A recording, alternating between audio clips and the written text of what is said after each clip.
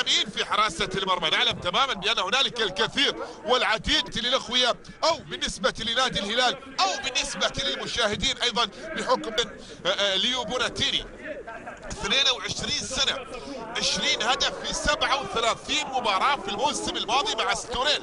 هنالك في الدوري البرتغالي لكرة القدم لعب لكروزيرو وغوياس الغرناطة. يوسف لن يتواجد اليوم والا كان سيواجه فريقه السابق نادي الهلال الذي لعب له في موسم. ارضيه معشبه صوروها، يبحث عن التعديل هنا في جزر او في من اجل ان يعود الهلال وبحاجه ايضا.